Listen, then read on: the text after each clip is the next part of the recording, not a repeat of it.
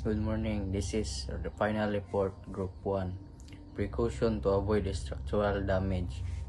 Structural damage in ship can occur due to improper cargo transfer, corrosion, and severe weather condition. This damage may weaken the ship's structure, affect safety, and lead to costly repairs. Therefore, proper precaution must always be observed to maintain the vessel's integrity and ensure safe operation. Precaution during cargo transfer. Improved loading and unloading can cause stress and damage to the ship structures. K. Precaution. Follow the cargo loading plan to ensure even weight distribution. Avoid overloading cargo holds beyond safety limits. Monitor stress and stability calculation during operations. Use proper equipment and avoid dropping heavy cargo directly onto surface. Ensure trained personnel handle and cargo operation. And maintain clear communication using standard marine procedure. Precaution against corrosion. Corrosion weakness metal structure over time, especially in marine environments. Key precautions.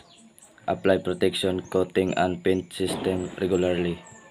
Conduct routine inspection to detect early signs of rust. Keep surface clean and dry when possible. Use Catholic protection system. Repair damaged coating immediately.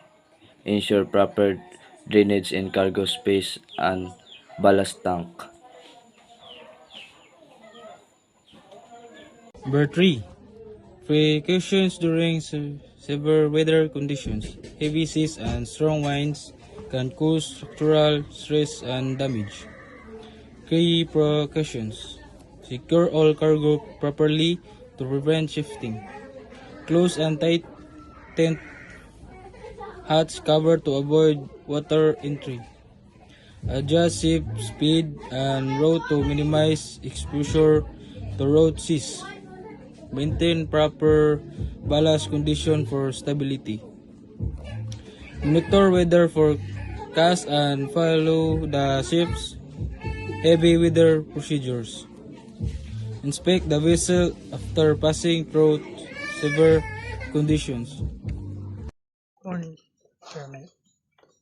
And number 4, general safety measures. Conduct regular maintenance and inspection.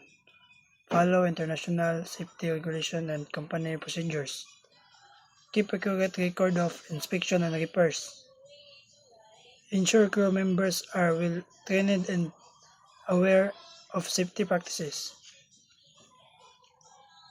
And the conclusion, preventing structural damage in ships requires proper planning, regular maintenance, and strict adherence to safety procedures by observing precautions during cargo transfer and controlling corrosion and preparing for severe weather.